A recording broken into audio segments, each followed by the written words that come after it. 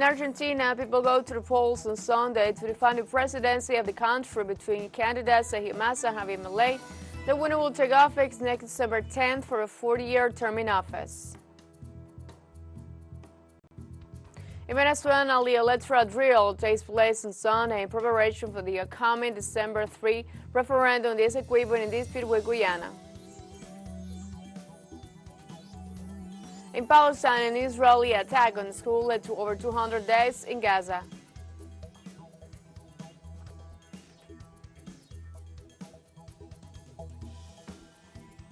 Hello, welcome to From the South. I'm Ana Razabal from the TeleSUR studios in Havana, Cuba. We begin with the news.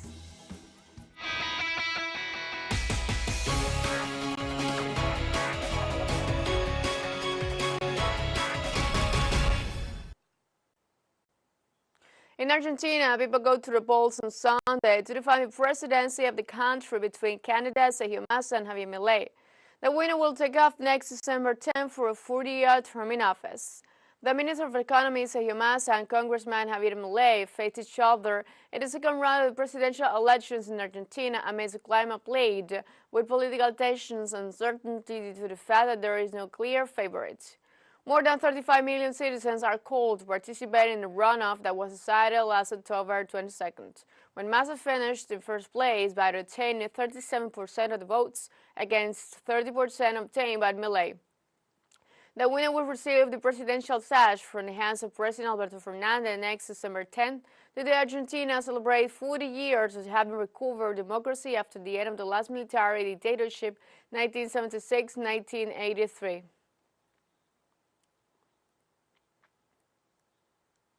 The Minister of Economy and presidential candidate of Union for Homeland, Sergio Massa, voted this afternoon in the city of Tigre in the province of Buenos Aires, and assured that we are beginning a new stage in Argentina that requires dialogue and consensus. The presidential candidate of Union for Homeland, Sergio Massa, said that this was a turning point for the country 40 years after the reestablishment of democracy. He also invited Argentines to spend these days in reflection. He added that this is an extremely important election that will determine the country that will be in the future for the next few years, and for this reason, they wanted to carry it out with responsibility, serenity, and moderation.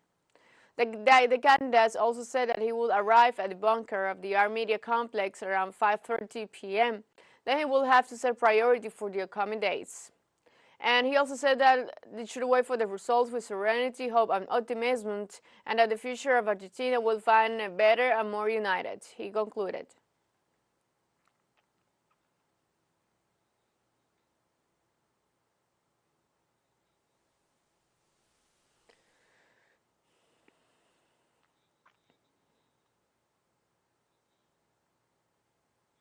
The President of Argentina, Alberto Fernandez, went to exercise his right to vote this morning.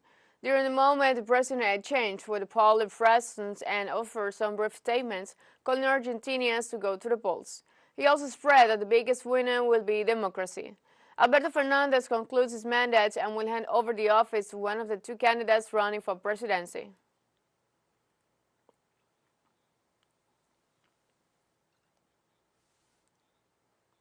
In Venezuela, the electoral drill takes place on Sunday in preparation for the upcoming December 3rd referendum on the Essequibo in dispute with Guyana. The National Electoral Council, CNE, activated a total of 800 voting centers throughout the country for the electoral simulation of this November 19th, where the people of Venezuela ratified their legitimate rights over the Essequibo territory. According to the words of the national head of the Venezuelan Terror Campaign Command, Jorge Rodriguez, Venezuelans can go to any voting center to familiarize themselves, cast their votes, and check the speed and efficiency of the Venezuelan automated electoral system. The list of the polling stations that will be set up for the election was published by the National Electoral Council through his webpage. The Essequibo is a territory of 159,542 kilometers that possesses important natural oil, gas, mining, hydrologic, and forestry resources. In addition, it has a great tourist potential.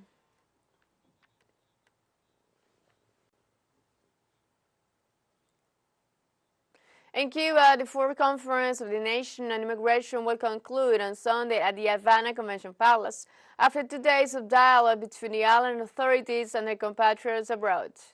According to the Deputy Director General of Consular Affairs and Attention to Cubans living abroad of the Foreign Minister, Laura Pujol, the meeting gathered in the Cuban capital 361 Cubans living in 54 countries, a third of them from the United States, for a dialogue that she described as fruitful and fluid. On Saturday, President Miguel Diaz-Canel attended the opening ceremony in which Foreign Minister Bruno Rodriguez affirmed that the meeting is an unequivocal sign of the continuous and irreversible strengthening of the ties between Cuba and its nationals living abroad.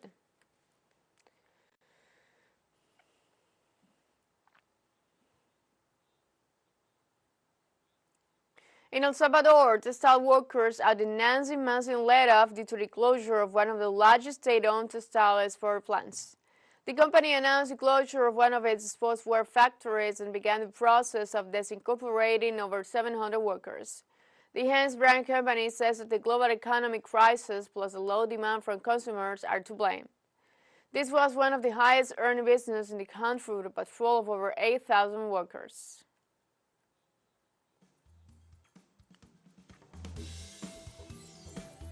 Let's take a short break. Remember, you can join us on TikTok at TeleSUR English for the fun news in different formats, new dates, and more.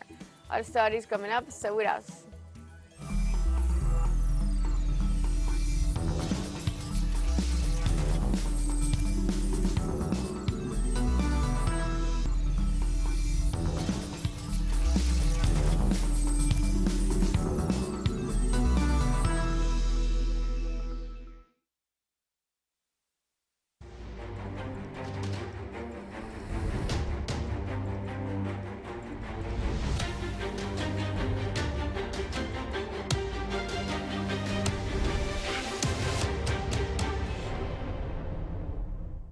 Welcome back.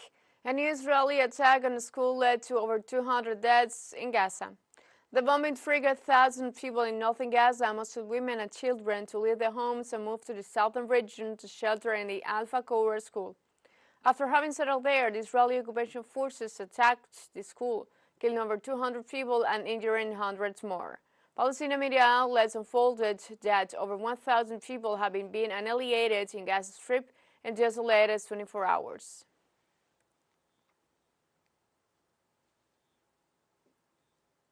President of Palestine Mahmoud Abbas requested on Saturday U.S. President Joe Biden to interfere with the war in Gaza. President Biden, I urge you on all your official and humanitarian threats to stop this catastrophe, or rather this genocide against our innocent people, and to make our people besieged in Gaza breathe a sigh of relief. This war must be stopped immediately. How can this genocide be justified as self-defense? Actually, these are war crimes deserving punishment. Likewise, the head of state highlighted the cases of thousands of families victims of the conflict. The horrendous massacres committed by the Israeli occupying forces against our Palestinian people in Gaza, including most recently in Al-Fakhura and TeleSUR schools on Sunday, which claimed the lives of hundreds of people forcibly displaced from their homes. Once again, they compel me to demand that you and world leaders take accountability for stopping this aggression and the genocidal crimes against our people. So far, over 42,000 Palestinians, mostly children and women, have been victims, in addition to the widespread destruction of tens of thousands of homes, schools, hospitals, places of worship, public facilities, and infrastructure. The Minister of Health, Maher Kalia, said on Sunday that the Israeli occupation is committing a genocide against the entire healthcare system in the Gaza Strip, including hospital, medical, doctors, and patients. Speaking at a press conference, Al-Kalia called on the United Nations, international health organizations, and the International Committee of the Red Cross to exert pressure on Israel to allow the transport of the remaining children and patients from Al-Shifa Hospital in Gaza to hospitals in the West Bank or Egypt. She highlighted that the hospital in Gaza has the capacity to accommodate the massive number of wounded under non-Israeli bombardments. The minister questioned Israel's rationale behind preventing the entry of medicines and depriving patients of the right to receive treatment. Al-Qaeda called for an immediate cessation of the Israeli genocide in Gaza and the West Bank, demanding a halt to targeting, shelling, and blockade of the medical and healthcare facilities.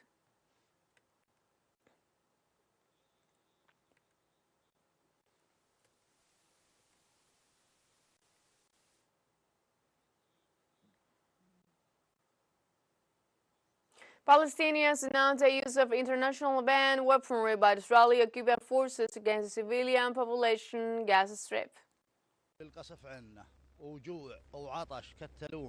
Brother, here we are, going through bombings, murders, thirst, hunger. We are witnesses to death. We were sitting in the second row, and the bomb fell on the row and killed about 15 people. The second one annihilated another 20. They threw white phosphorus on us, and that's forbidden internationally. These are crimes. I can't talk. I don't know what to say. I only have good for everything that happened to us. We spent a terrible night. We did not think we would see the daylight.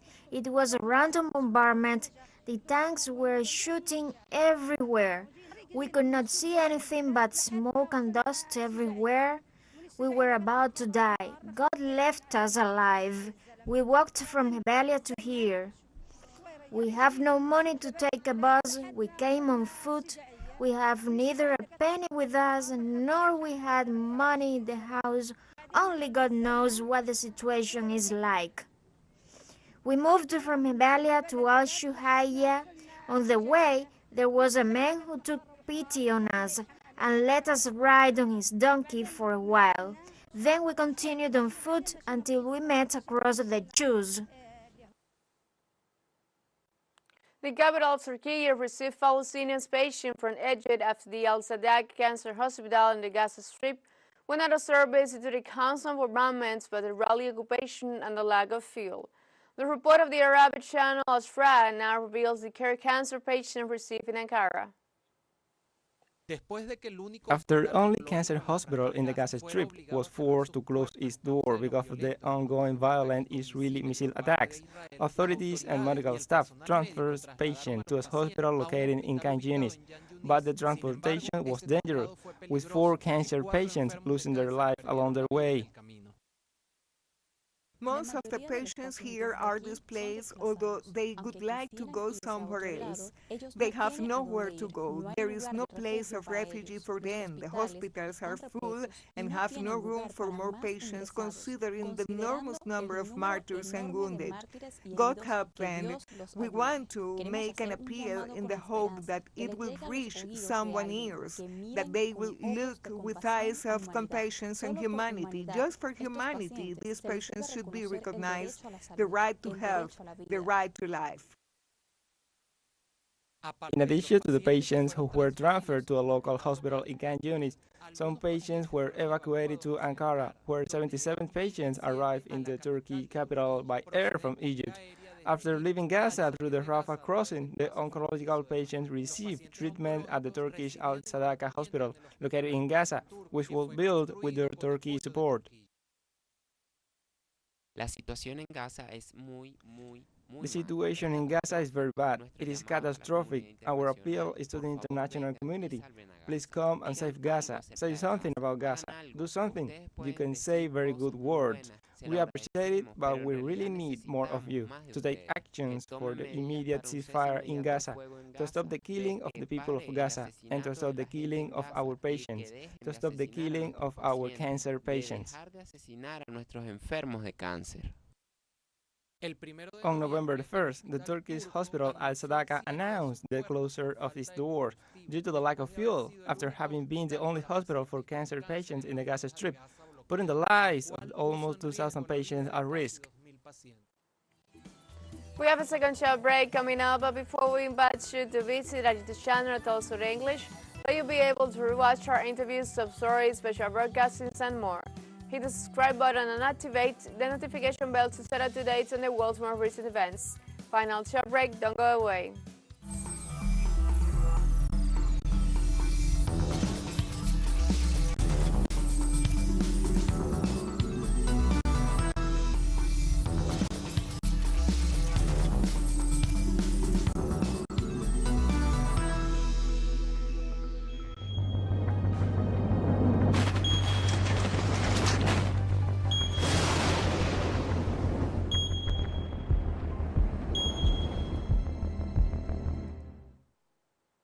Welcome back.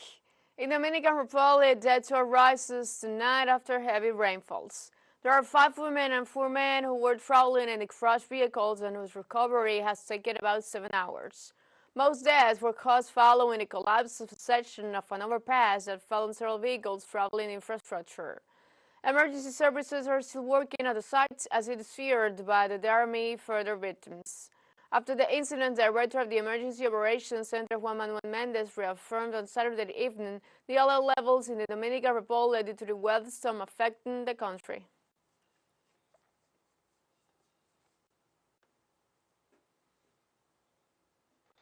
Southern Iceland remains on alert for intense volcanic activity. The Icelandic government released a video showing the destruction of roads and buildings caused by the volcano under the Reykjanes Peninsula. The phenomenon caused a jagged crack running through the community, pushing the grounds upwards, and meteor more in some places. The meteorological office said there is a significant probability of an eruption somewhere along the Manna Tunnel, whose main location is an area north of the Windavik near the Hafagel mountain. In view of the situation, the authorities have tightened security measures. Of course, we are always monitoring very closely the areas where we have the highest, seismic activity and possible volcanic eruptions. Of course, the problem is that we cannot really tell where the eruption is going to happen, if it's going to happen, and when it will happen, and therefore we have taken these measures to evacuate Grindavik, which is a very big decision, a difficult decision for all the people living there. In Spain, far-right sectors continue to protest against Investidor Pedro Sánchez and the amnesty law. Those mobilized gathered near the Cibeles fountain in the city of Madrid. The mobilizations are in response to a call made by the leader of the Popular Party, Alberto Feijóo, and the leader of Vox, Santiago Abascal. The so-called amnesty law must be approved by Congress before November 27, and is strongly rejected by far-right sectors, considering that Pedro Sánchez is putting the Spanish state model at rest by giving it to the Catalan nationalists, all in order to be able to continue with his own administrative project.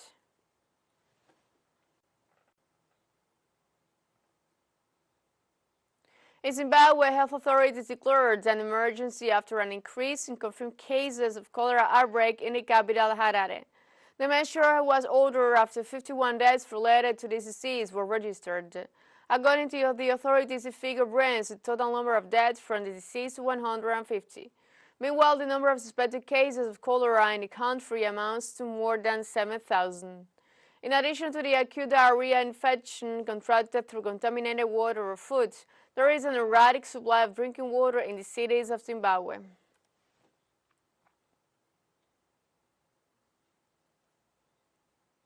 In Mali, the ruling military junta called on citizens to celebrate victory in the rebel stronghold Kidal by attending 2 World Cup qualifier matches. As an incentive match, tickets price was cut in half to the equivalent of $165 on Friday. Mali celebrated a victory against a team from Chad in one of the 2 World Cup qualifier matches. The second one is scheduled for November the 20th. The military junta urged sport fans and the youth to attend those matches as a way to celebrate Mali's military victory on Tuesday when they took over the strategic crossroad Kidal town from predominantly Tuareg rebel groups who have ruled the town since 2014. Tuesday's victory, the most notable since the ruling junta seized power in 2020, has been celebrated on the streets and throughout the media.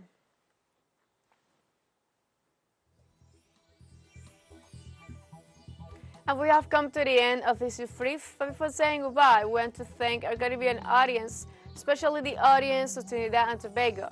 We are pleased to share our newscasts and contribute and provide an alternative source of the latest world events. You can find these and many other stories on our website at telesurenglish.net and join us on social networks, Facebook, X, Instagram, Telegram, and TikTok. For TeleSUR English, I'm Ana Rosabal. Thank you for watching.